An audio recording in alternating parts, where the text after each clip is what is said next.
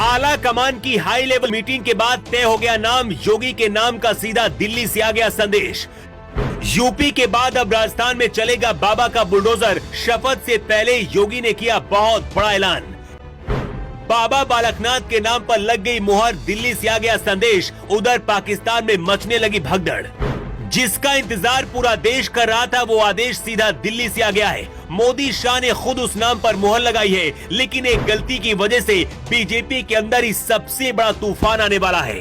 Party के अंदर आज तक जो कभी नहीं हुआ था, मोदी शाह ने उसे तोड़ दिया है। बाबा बालकनाथ, जिसे राजस्थान का दूसरा योगी कहा जाता है, आखिर वो मोदी शाह की पहली पसंद कैसे बन गए? आखिर कम राजनीतिक अनुभव के बाद भी उन्हें मुख्यमंत्री की लिस्ट में शामिल क्यों किया गया और पूरा प्लान क्या है? जानेंगे तो कहेंगे कि मोदी का प्लान 2050 से आगे का है।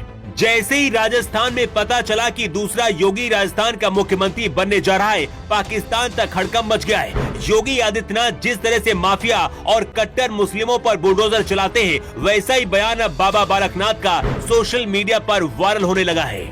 राजस्थान जीतने के 18 घंटे के अंदर ही दिल्ली में एक हाई लेवल मीटिंग हुई, जिसमें अमित शाह से लेकर पीएम मोदी भी मौजूद थे। इधर दिल्ली में मीटिंग चल रही थी और उधर महारानी वसुंधरा राजे अपने घर में विधायकों की परेड करा रही थी।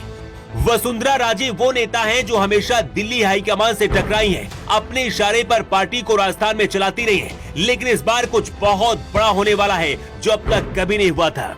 दिल्ली से राजस्थान में फोन की एक घंटी बजी। बाबा बालकनाथ को दिल्ली बुलाया गया, ठीक उसी तरह से जैसे 2017 में अचानक से योगी आदित्यनाथ को दिल्ली बुलाया गया था। दावा किया जा रहा है कि बाबा बालकनाथ को राजस्थान का मुख्यमंत्री बनाए जाने पर मुहर लग गई है। संदेश भी भेज दिया गया है, लेकिन बाबा बालकनाथ के नाम पर मुहर क्यों लगी, इसके पीछे की वजह भी जान लीजिए। बाबा बालकनाथ यादव समाज से आते हैं। राजस्थान में ओबीसी होने के कारण सीएम पद की रेस में वो राजकुमारी दिया कुमारी से आगे नजर आ रहे हैं। ऐसा इसलिए कहा जा रहा है क्योंकि हालिया ट्रेंड यही है कि हर पार्टी ओबीसी नेताओं को रिप्रेजेंट कर रही है। बाबा बालकनाथ का यादव होना उत्तर प्रदेश, बिहार के साथ साथ हरियाणा के लोकसभा चुनाव में भी बीजेपी के लिए कारगर हो सकता है। यूपी और बिहार में यादव वोट का बड़ा शेयर है और इसका फायदा बीजेपी लेना चाहती है।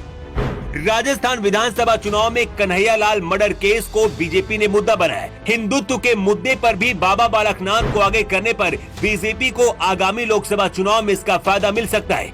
चुनाव से पहले बाबा बालकनाथ ने अपराधियों को 3 दिसंबर तक राजस्थान छोड़ देने की चेतावनी दी थी। चुनाव के नतीजे बीजेपी के पक्ष में आए हैं। ऐसे में अब अगर बाबा बालकनाथ मुख्यमंत्री बने तो यूपी की तरह राजस्थान में भी ताबड़तोड़ बुलडोजर चलेगा।